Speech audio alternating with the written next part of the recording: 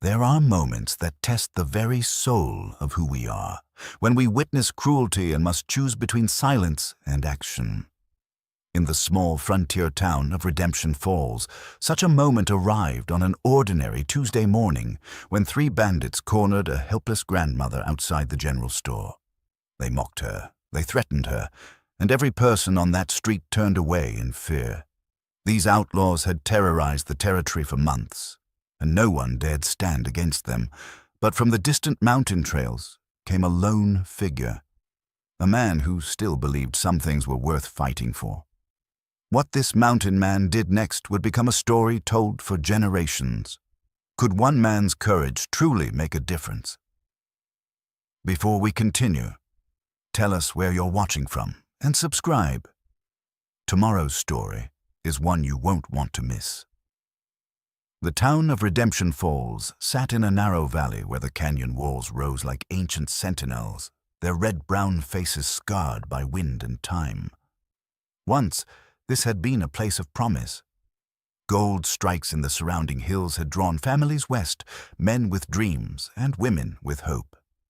They'd built a proper town, a church with a white steeple, a general store with glass windows shipped all the way from St. Louis, a schoolhouse where children learned their letters and numbers. The main street had been wide enough for wagon trains, lined with false-fronted buildings that spoke of ambition and permanence. But the gold had played out faster than anyone expected. The mining companies pulled up stakes and moved on, leaving behind empty claims and broken equipment.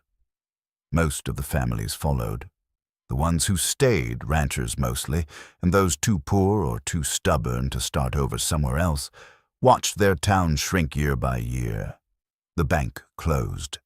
The hotel fell into disrepair. Tumbleweeds gathered against the boardwalks, and dust devils danced through empty lots where homes had once stood. Still, there was life here.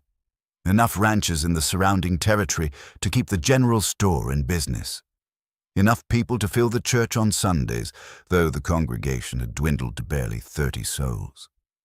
The saloon stayed open because men would always need a place to drink and forget their troubles. And there was still a sheriff, though Tom Brennan wore his badge more from habit than conviction these days. The real trouble had started 6 months back when the Shadow Creek gang rode in. At first, they were just another group of drifters passing through, but Colt Ramsey, their leader, had recognized what everyone else missed. A dying town meant easy pickings. No territorial marshal within 100 miles. No telegraph to call for help. Just scattered ranches, monthly supply wagons, and people too worn down to fight back. They'd set up camp in the abandoned mining structures up Shadow Creek Canyon. Started small, robbing a supply wagon here, rustling cattle there. When Sheriff Brennan rode out, to confront them, they'd sent him back with a warning and a broken arm. After that, the law in Redemption Falls existed in name only. The gang came and went as they pleased, taking what they wanted, roughing up anyone who objected. They never killed anyone. Ramsey was smart enough to know that would bring federal attention, but they made life hard enough that folks walked on eggshells whenever the gang was in town. Pearl Henderson, who ran the saloon, said it best one Sunday after church. We're living on borrowed time in a borrowed town, waiting for someone else to decide our fate. Among those who remained was Martha Whitfield, 72 years old and too deeply rooted to be moved. She'd come to Redemption Falls as a bride of 19. Her husband Jacob fresh out of the cavalry and newly appointed as town marshal. They'd raised 2 sons in the little house behind the church. Jacob had kept the peace for 20 years, respected and fair, until a drifter's bullet found him during a bank robbery that had netted the shooter all of $47. Martha had buried her husband in the cemetery on the hill, then buried both sons within 5 years. One to fever, one to a mining accident. She'd taught school for 30 years after that, shaping the minds of children who'd grown up and moved away to better prospects. Now she lived alone in that same house, tending her garden, reading her leather Bible with its worn pages and marginalia in her late husband's hand, and refusing every well-meaning suggestion that she leave for somewhere safer. "Jacob and I built our life here," she'd tell anyone who asked. "My boys are buried here. This is where I'll rest when my time comes. I'm not afraid of men like Ramsay. I've seen harder men than him brought low." The town respected Martha, loved her even. She represented something they'd lost, a connection to better days, to the time when Redemption Falls had been more than a dying settlement. When she walked to the general store each week, people tipped their hats and asked after her health. Children she'd taught, now grown with children of their own, checked on her regularly. She was the town's grandmother, its living memory. Ezra Cole knew none of this history when he'd first ridden into Redemption Falls 3 years ago. He'd come down from the high country looking for basic supplies: coffee, salt, ammunition, flour. A man could live off the land if he knew how, and Ezra knew how, but there were some things you couldn't hunt or gather. So once a month, he made the 2-day ride from his cabin in the mountains to restock. He never stayed long. Bought what he needed, exchanged pleasantries if someone spoke to him, then rode back into the wilderness. People learned not to ask too many questions. He was polite but distant, friendly but unreachable. His eyes carried the look of a man who'd seen too much and wanted to see less. His weathered face and calloused hands spoke of hard living, but there was something else too. A careful way of moving, an awareness of his surroundings that marked him as more than just another mountain hermit. Some of the older folks recognized something familiar in him. Pearl thought he might be running from the law, though she admitted he didn't have that hunted look. Doc Henley, who'd practiced medicine in 5 territories and seen all kinds. Guessed military background. Cavalry, maybe, he'd mused to Sheriff Brennan once. Or a scout. Man moves like he's used to trouble. The truth was simpler and more painful than any of them guessed. Ezra Cole had been a United States Marshal for 28 years. He'd tracked killers across 3 territories, brought in rustlers and bank robbers, testified at trials that put men on gallows. He'd been good at his work, patient, relentless, fair. His reputation had grown until the name Ezra Cole meant something from Montana to New Mexico. Outlaws knew to ride wide around areas where he was working. Honest folks slept better knowing he was on the job. Then Sarah died. It had happened 15 years ago, but Ezra still counted the days sometimes. He'd been tracking a gang of stage robbers 3 weeks into hard country. Sarah was visiting her sister in Silver City, supposed to be safe. But banks get robbed, even in small towns. She'd been in the wrong place when desperate men with guns came through the door. They'd shot her when she'd tried to help an elderly teller who'd moved too slow. She died on the bank floor, and Ezra had been 200 miles away, chasing men who'd stolen $300 and a strongbox. He'd caught them eventually, did his duty, testified, watched them hang. Then he'd turned in his badge, sold their house, and ridden into the mountains. He'd built a cabin near a spring-fed creek, high enough that snow trapped him in for months each winter. He'd made peace with silence, with his own company, with memories that grew softer around the edges as years passed. The town of Redemption Falls had become his only thread connecting him to civilization. Once a month, no more. He'd ride in, restock, ride out. He noticed the Shadow Creek gang's presence the same way he noticed everything. Catalogued it, assessed it, filed it away. Not his problem, not his badge, not his responsibility anymore. He'd spent 15 years learning to walk past trouble, and he'd gotten good at it. Until that Tuesday morning when he saw 3 men surrounding an elderly woman outside the general store, and everything he'd buried came rushing back like floodwater through a broken dam. The silver pocket watch in his vest, his father's watch, carried through a lifetime of keeping time and keeping order, seemed to beat against his ribs like a second heart. Some things, it whispered in a voice that sounded like his father's, like his own. Some things you don't walk away from. Some things demand you remember who you are. The morning had started like any other Tuesday. Ezra had risen before dawn, fed his horse, and begun the long ride down from the high country. The trail wound through pine forests that still held pockets of snow in their deepest shadows, then descended through scrub oak and juniper as the elevation dropped. By the time the sun cleared the eastern peaks, he could see Redemption Falls spread out below him in the valley, looking smaller and more fragile than it had any right to be. He'd tied his horse outside the general store just after 9 o'clock. The animal needed water and rest after the journey, and Ezra had his usual list of supplies to purchase: coffee, flour, salt, ammunition for his rifle. Simple things that marked the rhythm of his solitary life. He'd noticed the 3 horses already tied at the rail, spotted them the way he noticed everything, catalogued them without conscious thought. The mounts were well fed, their tack expensive, not the gear of working cowboys. Inside the store, he'd nodded to Henry Bartlett, the proprietor, and begun gathering his supplies. Through the front window, he'd watched Martha Whitfield emerge from the store across the street, her arms full of parcels wrapped in brown paper. She moved slowly, carefully, the way people do when their bones ache and their balance isn't what it used to be. The morning sun caught her white hair, making it gleam like silver. That's when the 3 men stepped off the boardwalk. Jake Snake Eyes. Garrett was the first to reach her. He'd earned his nickname from a pair of distinctive dice he carried and his habit of betting on anything. He was lean and mean, with a face that suggested cruelty came naturally to him. Behind him came Billy Crane, younger and stupider, always looking to impress. Tommy Voss brought up the rear, the quietest of the 3, but no less dangerous for it. They'd been drinking. Ezra could see it in their swagger, hear it in the volume of their voices as they called out to Martha. He set down the bag of coffee beans he'd been examining and moved closer to the window. "Well now, what do we have here?" Jake's voice carried across the street.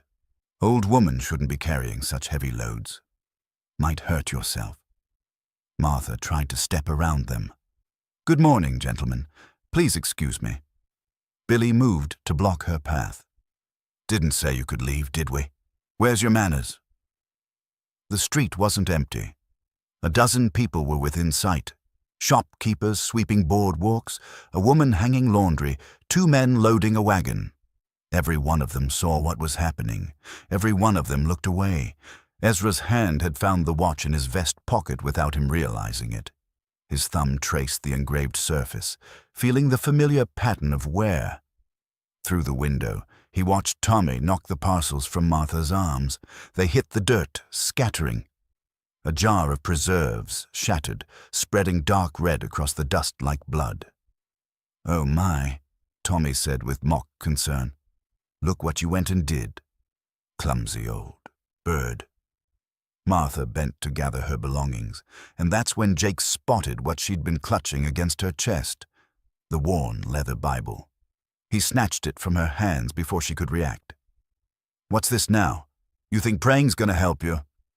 He waved it above his head, laughing. "Maybe I should have a look, see if there's any money pressed between these pages." "Please." Martha's voice was steady despite her fear. "That belonged to my husband. It's all I have left of him." "That right?"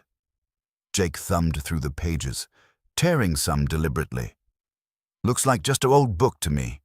Could use it to start our campfire tonight. Pages that burn real good." Martha reached for it and Billy shoved her back. She stumbled, nearly fell. Only Tommy's arm shooting out kept her from hitting the ground. But it wasn't kindness. He held her upright so they could continue their sport. Now careful there, Grandma. At your age, a fall could kill you." Billy laughed at his own joke. "Course, maybe that'd be a mercy. You got any money in those pockets? We could take it off your hands, save you the trouble of carrying it around." Martha's face had gone pale, but her chin stayed up. "I have nothing of value except that Bible. Please return it to me." "Nothing of value?" Jake pretended to be offended.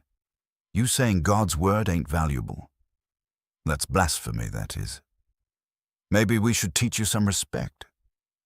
Inside the general store, Henry Bartlett had gone very still. He didn't look at Ezra, didn't look at the window. Just stood there staring at his own hands on the counter. Ezra looked down the street toward the sheriff's office. The door was open. He could see Tom Brennan's silhouette inside, standing at the window, watching. The sheriff met Ezra's eyes for just a moment, then stepped back into the shadows of his office. The door swung shut. Something twisted in Ezra's chest. Not surprise, exactly. He'd seen good men fail before, seen fear turn decent people into cowards. But seeing it happen here, now with Martha Whitfield trembling in the street while 3 drunken thugs terrorized her for sport, something in him cracked open. He was moving before he'd made a conscious decision. Out the door, down the steps, into the street. The walking stick he always carried, hand-carved ash wood, smooth from years of use, was steady in his right hand. His left hung loose at his side. The morning sun was behind him. Jake noticed his shadow first, stretching long across the dirt. He turned, squinting into the light. "Well, hell, boys. Look what we got here. Another old-timer." Ezra stopped 10 feet away. He didn't raise his voice. Didn't need to. "Let the woman go." Billy laughed. "Oh, what, Grandpa? You gonna beat us with your walking stick?" "I'm going to ask once more." Ezra's tone was conversational, almost gentle. "Return her Bible. Let her gather her things. Walk away." Tommy had his hand near his gun now. "You know who we ride with, old man? Shadow Creek Gang. Colt Ramsey's boys. You really want this kind of trouble?" "I'm 68 years old," Ezra said. "I've buried a wife, tracked killers through 3 territories, and lived alone in the mountains for 15 years. I've seen trouble you couldn't imagine in your worst nightmares. So I'll ask you one final time. Are you going to do the right thing here? Or am I going to have to make you?" Jake's eyes narrowed. Something in Ezra's voice didn't match his appearance. "You talk tough for a man who's outnumbered 3-1. Numbers don't mean much if you don't know how to use them." Ezra took another step forward. "But I'll give you credit. You're smart enough to be scared right now, even if you don't know it yet." Billy's hand had found his gun. He drew it with a flourish, pointing it at Ezra with the careless confidence of someone who'd never been truly tested. "How about I just shoot you and save us all the—" He didn't finish the sentence. Ezra's walking stick moved so fast it seemed to blur. The tip caught Billy's wrist with surgical precision. The gun spun from his grip, landed in the dirt 6 feet away. Before Billy could process what had happened, Ezra had reversed the stick and brought the other end up under his chin. Not hard enough to break bone, but hard enough to lift him onto his toes. "Never point a gun at someone unless you're ready to use it," Ezra said quietly. "And never assume an old man with a walking stick is helpless." Tommy was already reaching for his weapon when Ezra's boot came down on his hand, pinning it to his gun belt.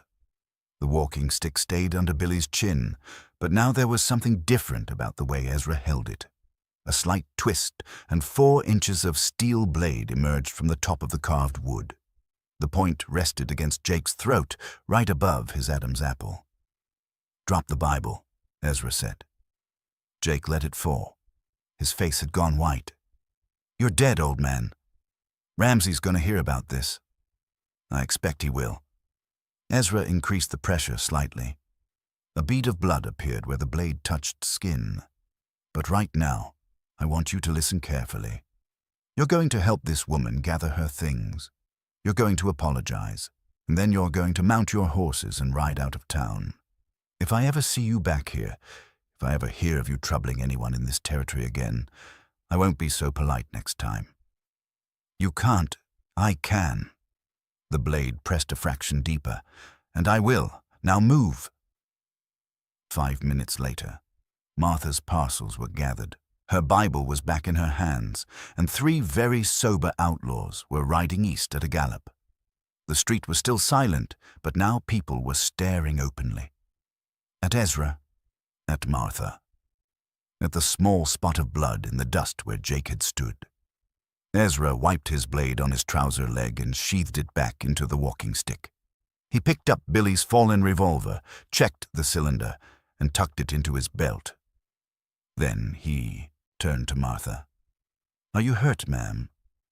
She was clutching her Bible to her chest, tears streaming down her weathered cheeks, but she was smiling. No, I'm fine. Thank you. I don't know how to. No need." He bent to pick up a package she'd missed. "Let me help you home." As they walked together toward her house behind the church, Ezra felt the weight of dozens of eyes on his back. He'd crossed a line he'd sworn never to cross again. He'd stepped back into a world he'd left behind 15 years ago. And somewhere up in Shadow Creek Canyon, 3 frightened men were about to tell Colt Ramsey that someone in Redemption Falls had made them look like fools. The watch in Ezra's vest ticked steadily, counting down to the moment when everything would change. Ezra didn't return to his cabin that night. Instead, he took a room at the boarding house run by a widow named Mrs. Chen, who asked no questions and provided clean sheets and a hot meal. He needed to be in town, needed to understand what he was working with before Ramsey made his move. Because Ramsey would make a move. Ezra was as certain of that as he was of sunrise. After supper, he walked the town in the fading light. Redemption Falls wasn't large. You could walk from one end to the other in 10 minutes. The main street ran roughly east-west, lined with the usual collection of frontier buildings. The general store anchored the west end. The saloon sat across from it, 2 stories with a balcony that overlooked the street.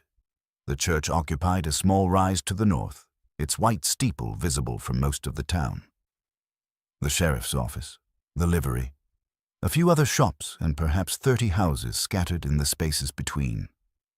He noted sight lines, cover positions, choke points, old habits reasserting themselves. If you had to defend this place with limited numbers, where would you position your people? The saloon's upper floor offered good overwatch. The general store had thick walls.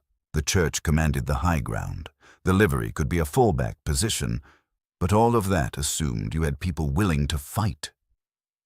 Doc Henley found him standing in the middle of the street as twilight deepened into night. The doctor was in his 60s, white-haired and stoop-shouldered, but his eyes were sharp. "Heard what you did today," Henley said without preamble. "Foolish or brave, haven't decided which." "Can't it be both?" "Usually is." The doctor pulled out a pipe, began packing it with tobacco. "Colt Ramsey won't let this pass. You know that." "I'm counting on it." Henley paused in his pipe-lighting ritual. "Counting on it? Most men would be running for the hills. Most men aren't planning to make a stand." "A stand." The doctor got his pipe lit, drew deeply. "You and what army?" "That's what I'm trying to figure out." Ezra gestured down the empty street. "This town has, 60 people? Maybe 70? About that. More if you count the scattered ranches." "How many men? Of fighting age?" Henley considered. 20, maybe 25 if you're generous with your definition of fighting age. But wanting to fight and being able to fight are different things. Most folks here are farmers, shopkeepers. They're not fighters. "Neither were the Minutemen at Lexington," Ezra said quietly. "But they fought anyway. That was different. That was revolution, independence, all those grand ideals. This is survival. That's a pretty strong ideal, too." They walked together toward the saloon. Pearl Henderson was inside, wiping down the bar. She looked up when they entered, studied Ezra with the frank assessment of a woman who'd spent decades reading men. "You're either the bravest man I've met or the stupidest," she announced. "Haven't decided which yet." "So I've been told." Ezra took a seat at the bar. "Coffee, if you have it." "This is a saloon. We serve whiskey." "Then I'll have whiskey." She poured him 2 fingers of amber liquid. "On the house. For standing up to those bastards." Been 6 months since anyone in this town showed that kind of spine. She poured herself a matching measure. To spine. They drank. The whiskey was rough but honest. I need to know something, Ezra said. If Ramsay comes back, and he will, how many people here would be willing to fight? Pearl and Doc Henley exchanged glances. Pearl spoke first. Define willing. Willing to stand their ground, to defend their homes, their neighbors, to not run when it gets hard. That's a tall order, Pearl said. Most folks here have been beaten down for months. Fear becomes a habit after a while. So does courage if you give people a reason to find it. Doc Henley leaned against the bar. You really think you can organize a defense? Against 12 armed outlaws who've been riding together for years? I think the alternative is letting them burn this town to the ground and kill anyone they feel like killing. Ezra met their eyes. I've been running from this kind of fight for 15 years. Thought I could find peace by hiding in the mountains. But peace isn't the absence of conflict, it's the presence of justice. And there's no justice in watching good people suffer while bad men prosper. Pearl poured herself another drink. You sound like my late husband. He was cavalry, talked about duty and honor and standing for something. She smiled sadly. He's buried in that cemetery up the hill next to all the other fools who believe the same thing. Being dead doesn't make them fools, Ezra said gently. It makes them casualties. There's a difference. Not to the dead there isn't. No, but to the living there is. He finished his whiskey. To the children who grow up in towns where good people stood up. To the families who can sleep at night because someone was willing to draw a line and say, no further. The door opened. Sheriff Brennan entered, saw them, hesitated. Join us, Sheriff, Ezra called. We're having a philosophical discussion about the nature of courage. Brennan approached slowly, like a man walking to his own execution. I owe you an apology. You owe Martha Whitfield an apology. I was just passing through. Ezra gestured to the stool beside him. But what's past is past. What matters is what comes next. They're coming back, aren't they? The gang. Yes. When? Soon. My guess is Saturday, market day. Maximum witnesses, maximum impact. Brennan sat heavily. We can't fight them. We don't have the numbers, the weapons, the training. We have this town. We know every alley, every building, every sight line. We have home ground advantage. Ezra leaned forward. I've fought outnumbered before, Sheriff. Numbers matter, but they're not everything. Motivation matters. Strategy matters. Surprise matters. You're talking about an ambush. I'm talking about using what we have against what they expect. Ezra pulled a piece of paper from his pocket, began sketching a rough map of the town. They'll come in expecting fear, expecting people to scatter or submit. What if instead they ride into a coordinated defense? Doc Henley leaned in to look at the map. You're serious about this? Deadly serious. Pearl studied the sketch. You'd need lookouts here and here, riflemen on the saloon balcony, maybe in the church tower, someone to cover the approaches. Exactly. Ezra marked positions. And we'd need to evacuate non-combatants, women, children, anyone who can't or won't fight. Get them to safety before the shooting starts. There's a canyon 5 miles north, Pearl said. Narrow entrance, easy to defend, fresh water. We could move people there.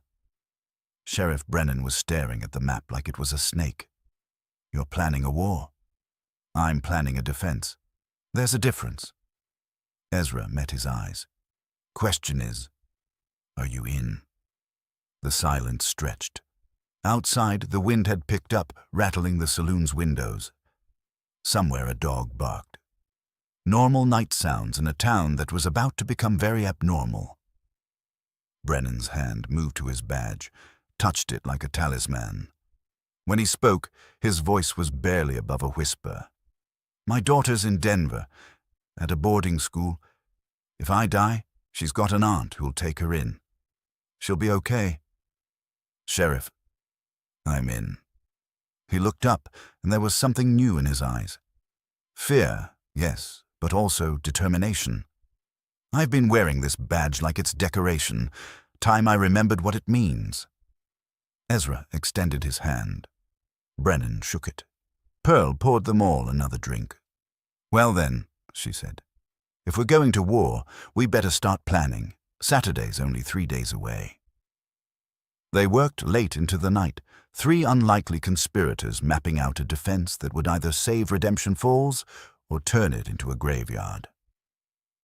Outside, the stars wheeled overhead in their ancient patterns, indifferent to human struggles, counting down to a reckoning that would test every person in that valley.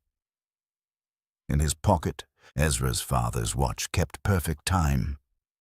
Wednesday morning broke clear and cold. Ezra was up before dawn, old military habits pulling him from sleep while the town still dreamed. He walked to the cemetery on the hill as the first light touched the eastern peaks. The oak tree Martha had mentioned stood alone near the summit, its branches bare for winter but strong. Jacob Whitfield's grave was marked with a simple stone. The inscription read, Marshal Jacob Whitfield, 1821-1865. He stood for what was right. Beside it, 2 smaller stones marked the graves of his sons. Ezra stood there for a long moment, hat in hand, thinking about men who'd worn badges and the women who'd buried them. Came to pay your respects? Martha's voice startled him. She'd approached from the path below, carrying fresh flowers despite the season. Seemed right, Ezra said. Before what's coming. She placed the flowers at the base of Jacob's stone, her movements gentle and practiced. He'd have liked you. You have the same stubborn streak he did, the same inability to walk past wrong without trying to fix it. Is that what got him killed? No. What got him killed was bad luck and a frightened man with a gun. But what made him worth remembering was that he tried. She straightened, looked at Ezra directly. Pearl told me what you're planning. The evacuation, the defense. I'm not asking you to leave, he said. I know this is your home. I'm not leaving. I already told you that. She smiled. Someone needs to ring the church bell when they come, and someone needs to tend the wounded after. Martha, don't. Her voice was firm. Don't tell me I'm too old or it's too dangerous. Jacob spent 20 years protecting this town. My boys grew up here. I taught school here for 30 years. This ground is soaked with my life, Ezra. I'm not abandoning it now. He nodded, understanding. Some things ran deeper than safety. By mid-morning, word had spread. The people of Redemption Falls gathered at the church, summoned by Sheriff Brennan's request. They filled the pews with the nervous energy of folks who knew something important was happening but weren't sure what. Ezra stood at the front beside the sheriff. Pearl and Doc Henley flanked them. Martha sat in the first row, her Bible in her lap. The sight of these 5, the mountain man, the scared sheriff, the saloon owner, the doctor, and the school teacher, unified in purpose, gave the gathering a weight it might not otherwise have had. Brennan spoke first, his voice shaking slightly but growing stronger as he went. He told them what was coming. About Colt Ramsey's reputation, about the likely retaliation for Tuesday's confrontation, about the choice they all faced. Then Ezra took over. He didn't sugarcoat it, told them the odds, the dangers, the very real possibility that people would die. But he also told them about dignity, about standing for something, about the difference between surviving and living. I'm not asking anyone to fight who doesn't want to, he said. There's no shame in protecting your family by leaving. There's a canyon north of here where you can wait this out safely. But for those who want to stay, who want to defend what's theirs, I'm offering to help organize that defense. I've done this before. I know what I'm doing. A rancher named Tom Crawford stood. He was in his 40s, weathered by years of hard work. You're asking us to go up against professional killers. I'm asking you to defend your homes. There's a difference. Is there? when we're just as dead either way. You're already dead, Pearl interjected, standing. You just haven't admitted it yet. We've been dying slowly for 6 months, giving away pieces of ourselves every time we let those bastards take what they want. At least this way we die on our feet. Easy for you to say, someone muttered. You don't have children to worry about. No, Pearl said quietly. I don't. Mine died of fever 10 years ago, but I remember what it was like to want a safe world for them, and you don't get that by bowing your head and hoping wolves will show mercy. A younger man stood, Michael Harrington, who ran the livery. I'll fight. I'm tired of being afraid in my own town. Count me in, said another voice. Then another. In the end, 8 men volunteered. Not many, but more than Ezra had expected. He took their names, assessed their abilities with questions about shooting experience and physical capability. Most were adequate with rifles. None were trained fighters, but they were motivated, and that counted for something. The non-combatants, 17 women and children, plus elderly folks like Old Man Peterson, who couldn't hold a rifle steady anymore, would evacuate to the canyon on Friday night. A handful of women with frontier experience volunteered to stay and help. Pearl, Martha, and 2 sisters named Hannah and Ruth, who'd grown up on a ranch and could shoot as well as any man. Thursday and Friday became a blur of preparation. Ezra drilled the volunteers in basic tactics, how to use cover, how to create crossfire, how not to shoot each other in the chaos. He positioned them throughout the town, gave each one a specific role and fallback position. They inventoried weapons and ammunition, discovering they were shorter on both than he'd hoped. Doc Henley set up a makeshift hospital in the church, stocking supplies for the wounded he knew were coming. Martha helped, her steady hands and calm demeanor a comfort to the volunteers who stopped by to check on the preparations. Pearl fortified the saloon, boarding up windows on the ground floor while leaving shooting ports. She moved her best whiskey to the cellar and placed rifles at strategic points on the 2nd floor. If I'm going to war, she declared, at least I'll do it from my own castle. Sheriff Brennan surprised everyone, including himself. He took to the planning with an intensity that suggested his eyes was trying to redeem months of failure in a few days. He knew the gang's patterns, their habits, the way they operated. That intelligence proved invaluable in predicting how Ramsey would approach. Friday afternoon, Ezra gathered everyone for a final briefing. He went over the plan one more time, answered questions, made sure each person understood their role. When he finished, he looked at the faces around him. Scared faces, determined faces. The faces of ordinary people preparing to do something extraordinary. Tomorrow morning, some of you might die, he said quietly. I won't lie about that, but whether you live or die, you'll do it as free people defending what's yours. That's worth something. That's worth everything. As the sun set Friday evening, the evacuees left for the canyon. A quiet procession of wagons and walkers, children clutching mothers, elderly folks taking perhaps their last look at homes they might never see again. Martha stood on her porch and watched them go, her Bible in her hands, her face set like stone. The defenders settled into position as darkness fell. The town that had always seemed too empty now felt impossibly vast, full of shadows and silence. Somewhere out in that darkness, 12 men were preparing to ride, and in the morning, one way or another, Redemption Falls would be redeemed or destroyed. Friday night, while the defenders tried to sleep in their positions, Ezra made one final patrol of the town. He needed to see everything with fresh eyes, catch any detail they might have missed. The moon was nearly full, casting silver light across the empty street. His footsteps echoed in the silence. He was approaching the sheriff's office when he noticed lamplight still burning inside. Through the window, he could see Brennan at his desk, head in his hands. Something about the man's posture, defeated, guilty, made Ezra pause. He pushed open the door without knocking. Brennan's head snapped up, and the expression on his face was pure panic.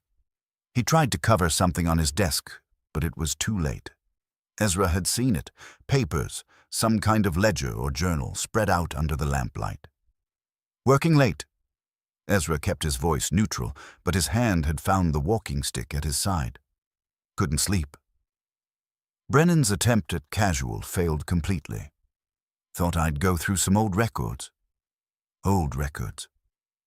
Ezra moved closer, and Brennan didn't stop him. Couldn't, really. Guilt had frozen him in place. Mind if I take a look? The journal was leather-bound, well-worn, filled with dates and numbers. It took Ezra only a moment to understand what he was seeing. Payments, regular payments listed by date and amount. And next to each one in Brennan's handwriting, brief notations. Payroll schedule for Western Union. Guest list at boarding house, Marshal's patrol route. Supply wagon timing. Ezra's blood went cold. He flipped through the pages. 8 months of entries. The earliest dated back to March. The most recent was from last week. You've been informing for them. It wasn't a question. Brennan's face crumpled. My daughter. She's sick, consumption. The only specialist who could help her is in Denver, and the treatment costs. He stopped, swallowed. I didn't have the money. My salary barely covers food and rent. I was desperate. So you sold out your own town? I never thought anyone would get hurt. I swear it. Ramsey said he just wanted information about shipments, about when travelers were coming through.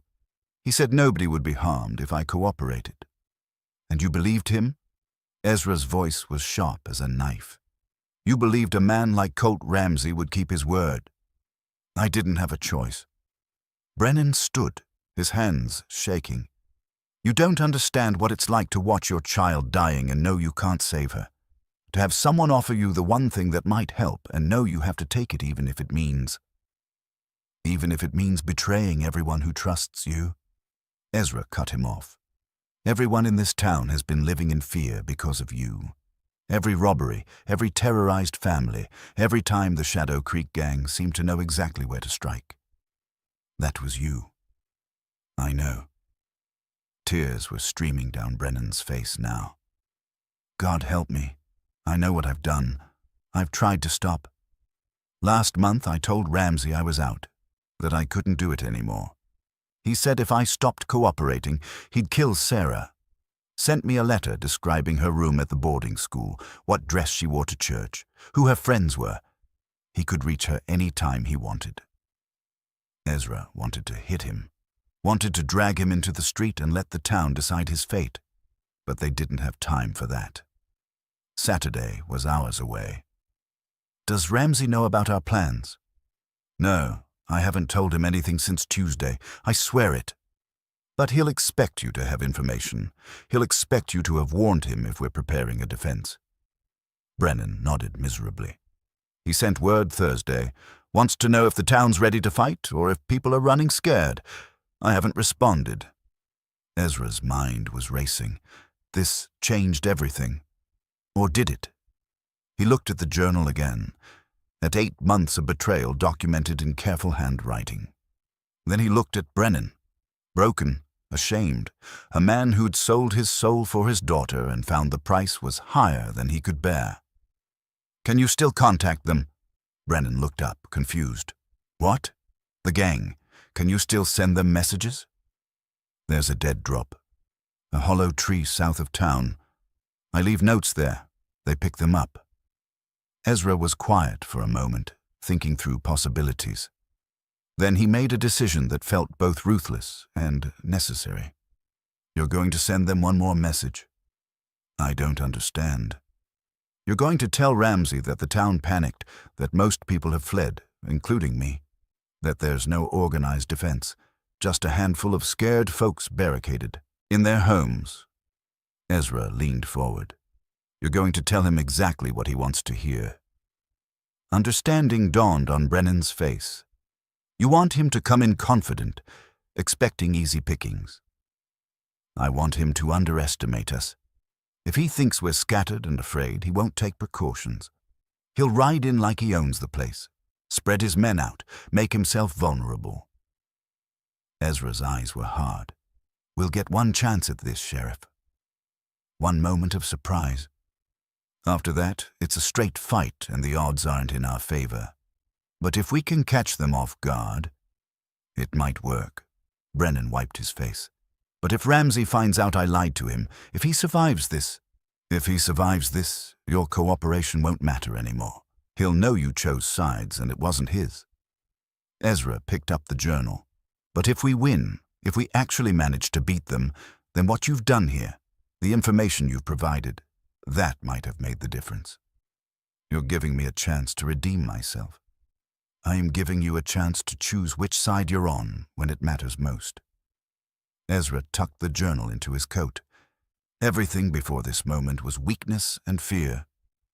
What you do now, that's who you really are. Brennan sat back down, pulled out paper and pen. His hand shook as he wrote, but the message was clear. Town in panic. Mountain man fled. No defense organized.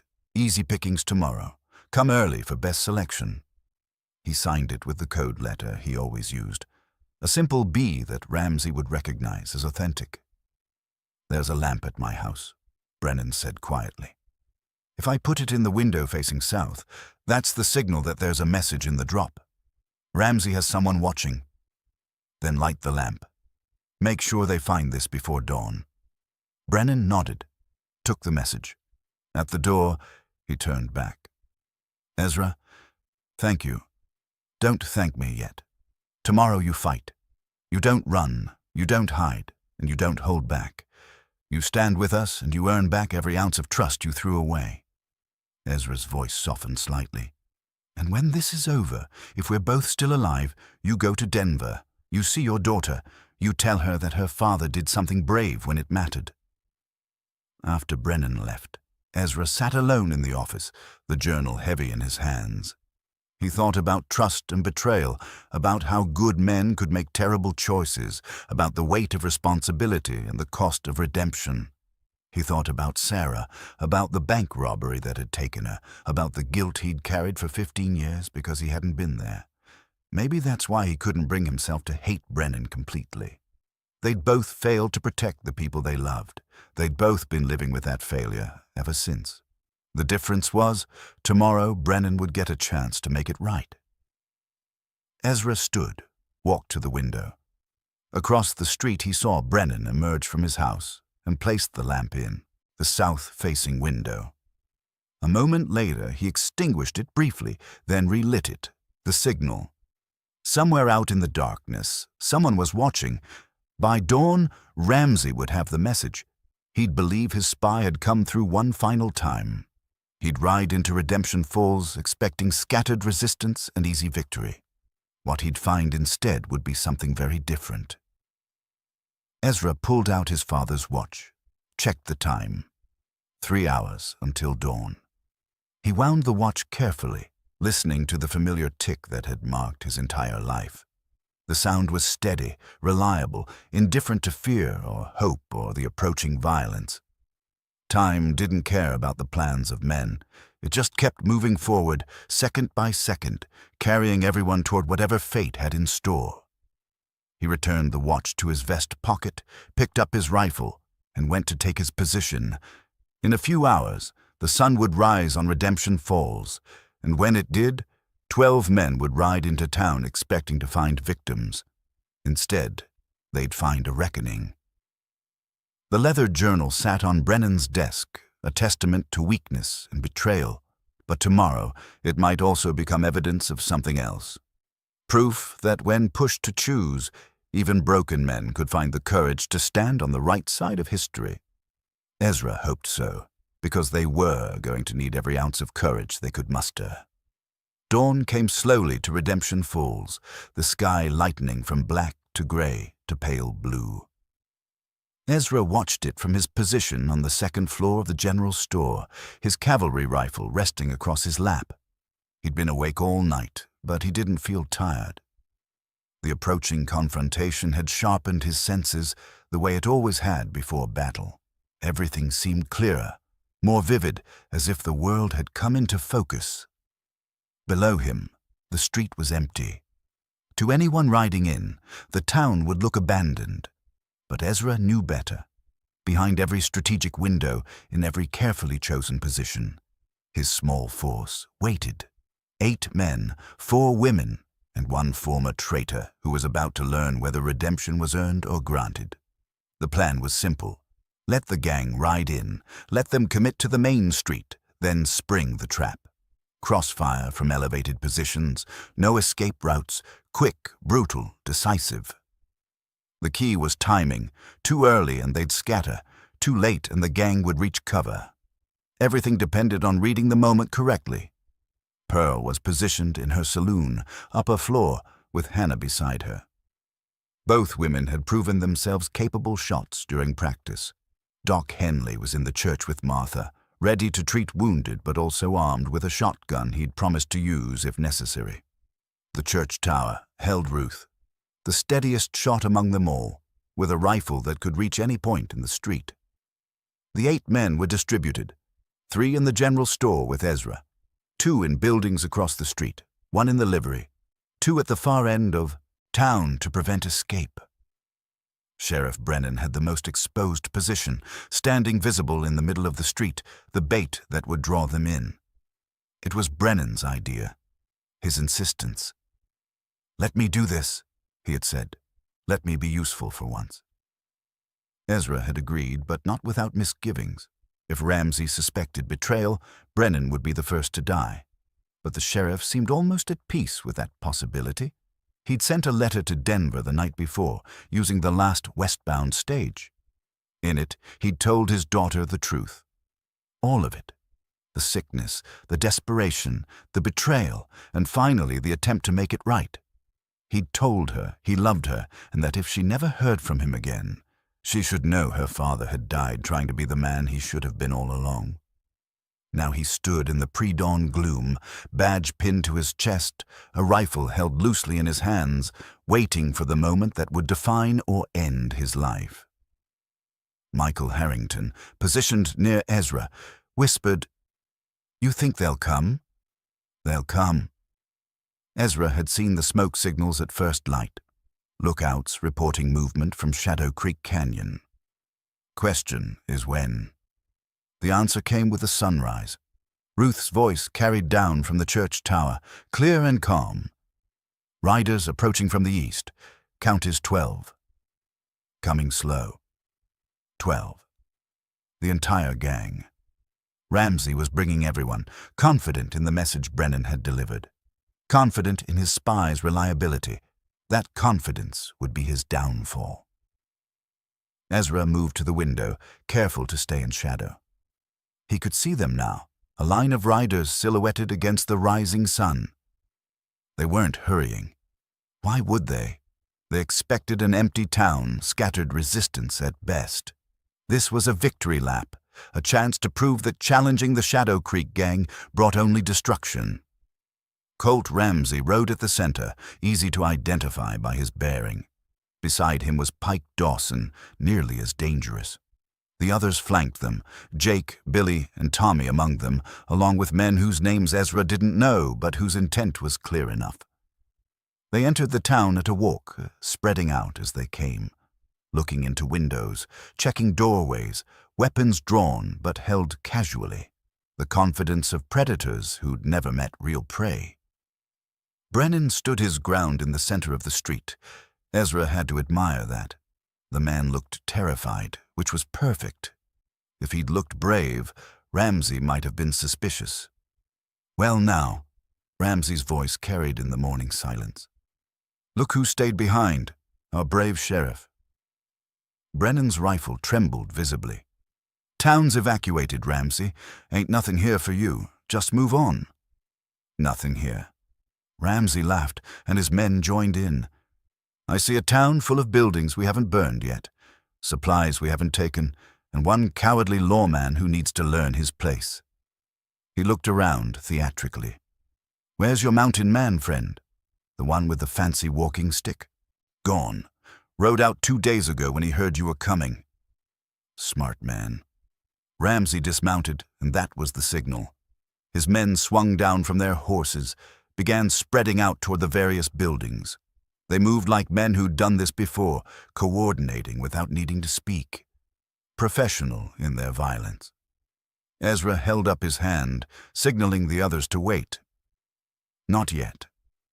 Let them commit. Pike Dawson headed toward the saloon with 3 men.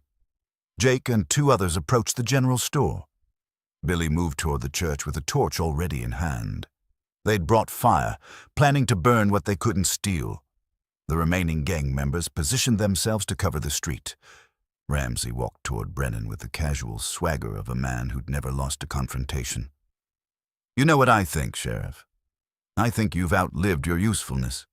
Been paying you for months, and what do I got to show for it? A town that's already half dead. Maybe it's time to cut my losses." He raised his pistol, aimed it at Brennan's chest. Martha's voice rang out from the church tower, clear as a bell. "Now!" The brass church bell began to toll. The signal. Everything happened at once. Ezra stood and fired, his shot taking Ramsey's hat clean off his head. The man dove for cover, survival instincts overriding his shock. All around the street, windows erupted with gunfire. The trap was sprung. Jake and his men, approaching the general store, walked directly into crossfire from 3 different positions. One went down immediately. Jake spun, trying to locate the shooters, and took a bullet in the shoulder that spun him around. The 3rd man made it to cover behind a water trough. Pike Dawson's group, almost to the saloon, was caught by Pearl and Hannah firing from the upper floor.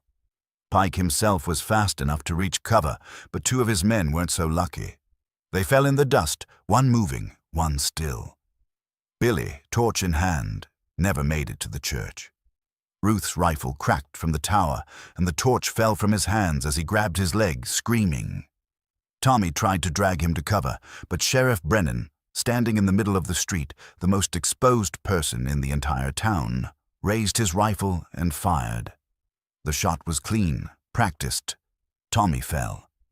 Ramsey, behind a water barrel, was shouting orders. "It's a trap! Fall back to—" But there was nowhere to fall back to.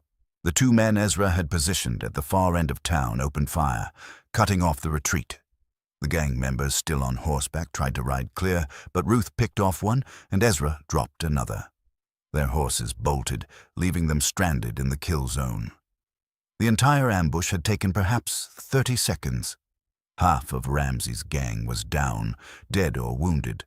The other half was pinned, unable to advance or retreat, caught in a textbook crossfire that left them with no good options. Pike Dawson recognized the situation first. He'd fought in the war, knew tactics when he saw them. He called out to Ramsey, "We got to break out or we're dead." "The church," Ramsey snarled. "Take the church and we have high ground." It was good thinking, but too late. Doc Henley stepped into the church doorway with his shotgun, and the message was clear.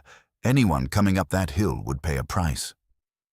Jake, bleeding from his shoulder, made a desperate charge toward the general store. He'd recognized Ezra's silhouette and wanted revenge more than he wanted survival. He made it 3 steps before Michael Harrington's rifle spoke. Jake went down hard and stayed down. Billy, wounded but still fighting, had recovered his weapon and was shooting wildly toward the church tower. His shots came nowhere close, but the fact he was still fighting gave his remaining companions hope. Until Brennan, still standing impossibly exposed in the center of the street, walked calmly toward him and shot him in the chest at 10 paces. The sheriff's face was set like stone. He ejected the spent shell, loaded another round, and turned to face the rest of the gang. A man who'd spent 8 months being a coward was making up for it in one terrible morning. "Put down your weapons," Ezra called out. "You're beaten. No shame in surrender." For a moment, it seemed like it might work. Several gang members looked ready to quit, but Ramsey, bleeding from a graze on his cheek where a bullet had come too close, wasn't done. "You think this is over?" he screamed. "You think killing a few of my men makes you heroes?" He fired toward the church, the bullet striking the white steeple, and Martha rang the bell again. Not as a signal this time, but as an answer. A declaration that this town was still standing, still fighting, still defiant. Pike made his move then, leading 3 men in a coordinated rush toward the church. They moved fast, using cover well, and for a moment it looked like they might make it. Doc Henley fired his shotgun, and 1 man fell. Ruth's rifle cracked twice, another man down. But Pike and 1 other made it to the base of the hill, started climbing toward the church door. Ezra dropped his rifle and grabbed his walking stick. He was moving before he'd fully formed the thought, out the door and down the stairs, into the street where bullets still whined and men still died. He couldn't let them take the church. Martha was there. Doc Henley was there. If the gang got inside, got hostages, everything would fall apart. He ran like a man half his age, the years and the solitude falling away, leaving only the marshal he'd once been. The walking stick felt light in his hands. Behind him, he heard Pearl shouting something, heard more shots, heard the chaos of a battle that had stopped being an ambush and become a brutal, close-quarters fight for survival. Pike saw him coming and smiled, a terrible smile. He'd wanted to face the man who'd started all this. Now he'd get his chance. The sun had fully risen now, burning away the morning mist. In the harsh light of day, Redemption Falls looked exactly like what it was, a dying town making its last stand. Whether that stand would be its ending or its rebirth depended on what happened in the next few minutes. Ezra reached the base of the hill as Pike turned to face him. Around them, the battle raged on, shots, screams, smoke. But for this moment, in this space, it came down to 2 men who knew how to fight, and 1 simple question: who wanted it more? The watch in Ezra's vest ticked steadily, counting down to the moment when everything would be decided. Colt Ramsey stood in the center of the street, his fancy coat torn and bloodied, a cut on his cheek still bleeding freely. 3 of his men lay dead or dying around him. His grand plan had collapsed into disaster. His reputation, the thing he valued more than money, more than life, was being destroyed in this forgotten town by an old man with a walking stick. Everything in him demanded that someone pay for that humiliation. Ezra stopped 30 feet away. Close enough to talk without shouting, far enough that drawing weapons would still be a test of speed and skill. "You don't have to die today," Ezra said. "Your men are beaten. Surrender. Stand trial. Take your punishment like a man." Surrender? Ramsey's laugh was harsh. To who? A broken-down sheriff who sold his soul for silver? A town full of shopkeepers and farmers who got lucky once? He spat blood into the dust.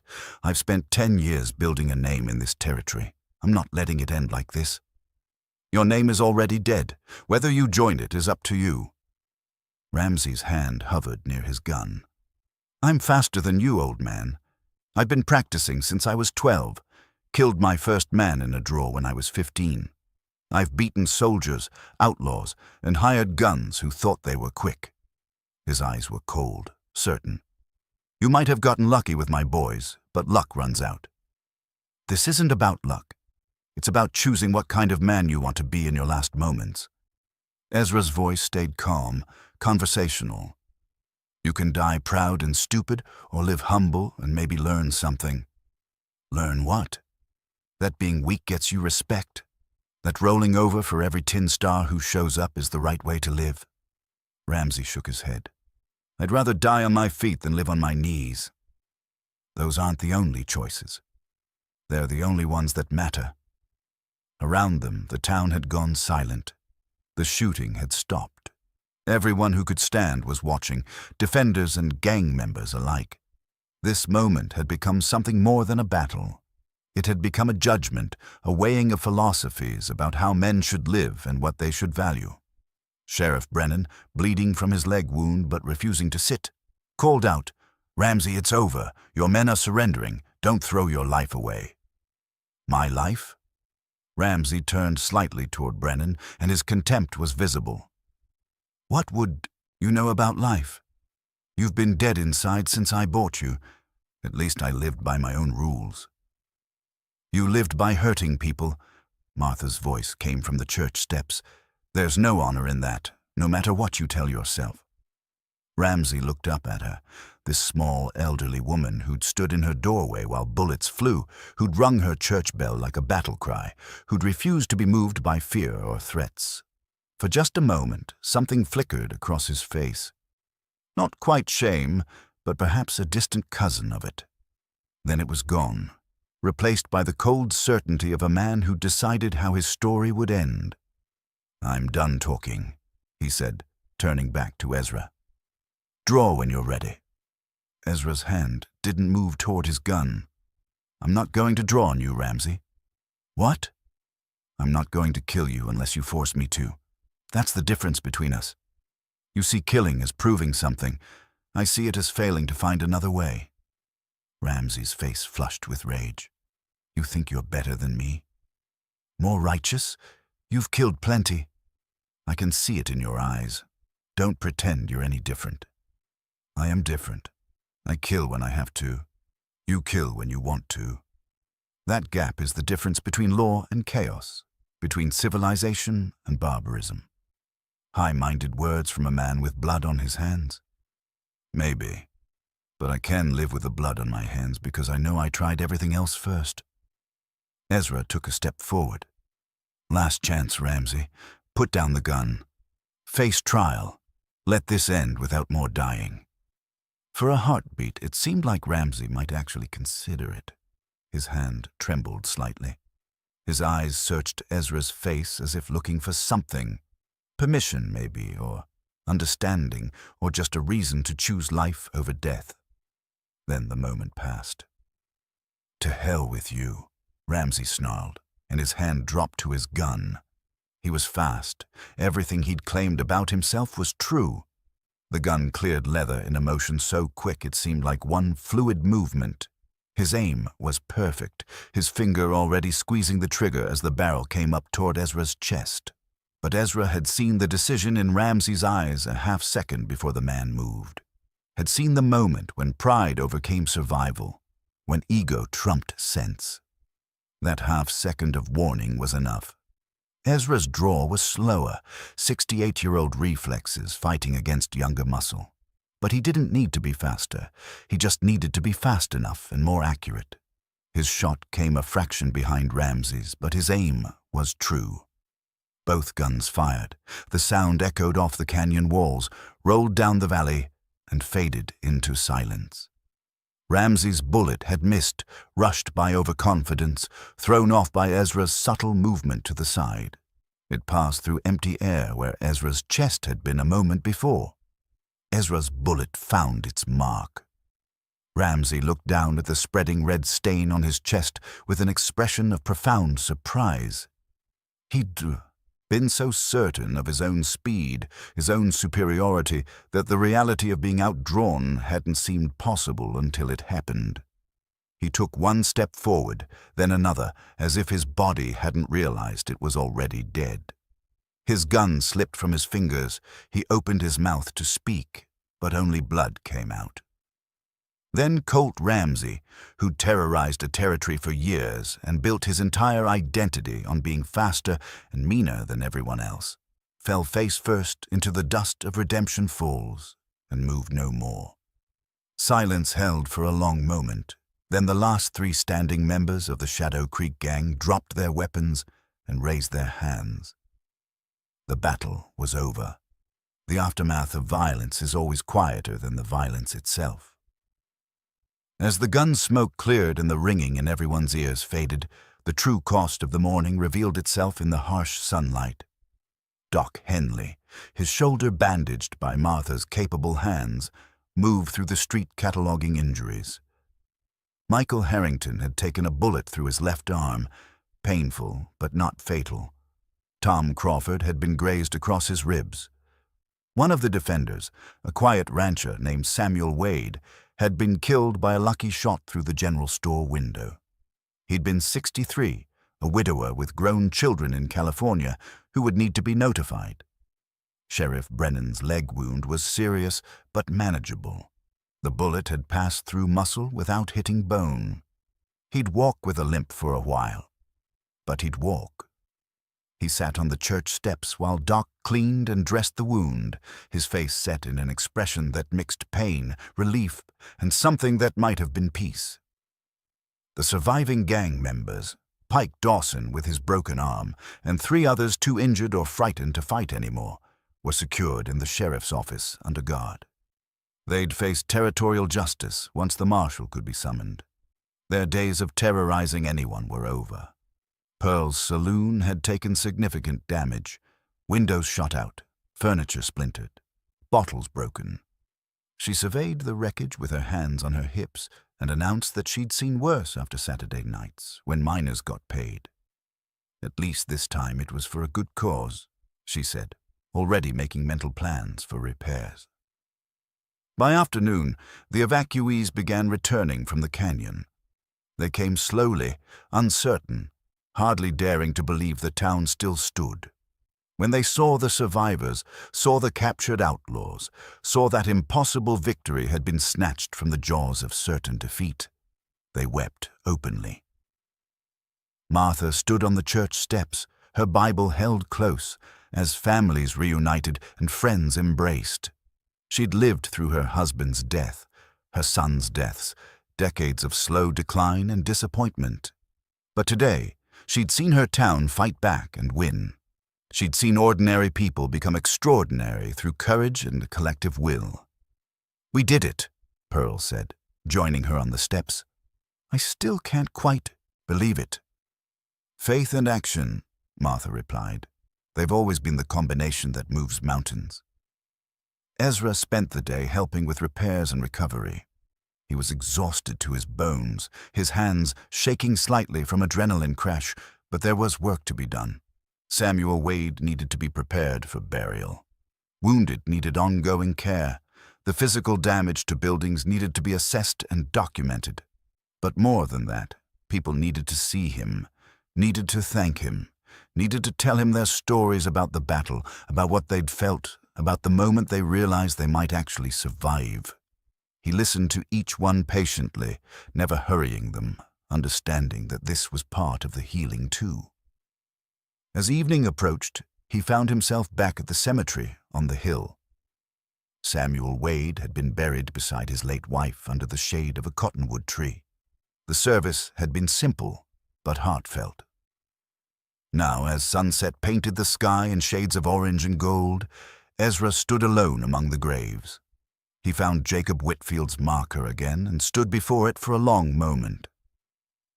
"We held your town," he said quietly. "Cost us one good man, and several more are hurt. But we held it. Your wife still lives in your house. The church you helped build still stands. And the people here remember what it means to stand for something." The wind stirred the branches overhead. A hawk circled in the distance, riding thermals toward its nest. The mountains stood eternal on the horizon, indifferent to human struggles, but beautiful nonetheless. Martha's voice came from behind him. "Jacob would have liked you." Ezra turned. She'd approached silently, moving with the careful steps of someone whose bones ached, but whose spirit remained unbroken. "I was just paying my respects," he said. "I know. I saw you from the house." She joined him at the grave. "You're planning to leave soon, aren't you?" "I hadn't decided." "Yes, you have. I can see it in your eyes. You're already saying goodbye." He was quiet for a moment. "My cabin's been empty for nearly a week. Winter's coming. I need to prepare. Your cabin will still be there next week or next month." She looked at him directly. "But this town needs you, Ezra. Not just for fighting, for rebuilding, for reminding us what we're capable of. You don't need me for that. You proved today what you're capable of. We proved we can follow a good leader. That's different from not needing one." She reached into her apron and pulled out something wrapped in cloth. When she unfolded it, Ezra saw his father's silver pocket watch. He touched his vest pocket, found it empty. "When did you—" "During the battle. I was treating Doc's shoulder and noticed it had fallen from your pocket. Thought I'd better keep it safe." She held it out to him, but didn't let go when he took it. "Your father carried this while serving the law. You carried it for 28 years doing the same. Then you put it away and hid in the mountains, thinking that chapter of your life was over. It was over. Was it? Or were you just running from it?" She released the watch. "Today you picked up that duty again. Wore it like a second skin, and I hope, you remembered why you wore it in the first place." Ezra opened the watch, checked the time. The mechanism ticked steadily, faithfully, unchanged by the violence it had witnessed. "I wore it because my father taught me that some men are called to stand between good people and bad things, and that duty doesn't end just because it gets hard." "No, it doesn't," Martha smiled. "So I'm asking you, not on behalf of the town, but as a favor to an old woman who's seen too much death and not enough hope, stay a while. Come to town more than once a month. Let people get to know you. Let yourself be part of something again." "I don't know if I can." "You already did. You stepped into that street on Tuesday morning when you could have ridden away. Everything after that was just following through on a choice you'd already made." Sheriff Brennan appeared at the base of the hill, limping heavily but moving under his own power. He saw them and waved. "We should go," Martha said. "There's a supper being organized. Town wants to celebrate, or mourn, or both." Ezra took one last look at Jacob Whitfield's grave, then at the town spread out below them. Redemption Falls looked different now, not just because of the battle damage or the evening light. It looked like a place that had earned its name, a place where redemption was possible if you were willing to fight for it. "I'll stay through winter," he heard himself say. "Help with rebuilding. Make sure the town's truly secure before I leave." Martha's smile was radiant. "That's all I'm asking." They walked down the hill together as the sun set behind the mountains, casting long shadows that stretched toward tomorrow. Behind them, the watch in Ezra's pocket ticked steadily onward, marking time in a life that had finally found purpose again. In the town below, people were gathering, lanterns were being lit, food was being shared, stories were being told. A community that had nearly died was learning to live again, and in learning to live, was teaching itself to hope. That hope, fragile and hard-won, was worth more than all the gold that had ever been pulled from these mountains. It was the kind of treasure that couldn't be stolen, only earned. And today, the people of Redemption Falls had earned it in full. Tomorrow would bring new challenges. The territorial marshal would need to be contacted. The captured outlaws would need to be transported for trial. Samuel Wade's family would need to be notified. Buildings would need to be repaired. Life would continue with all its complications and demands. But tonight there was supper and community and the simple miracle of survival. Tonight there was gratitude for each breath, each heartbeat, each moment of continued existence. And walking down the hill with Martha beside him, his father's watch keeping time in his pocket, Ezra Cole felt something he hadn't felt in 15 years. He felt like he was home,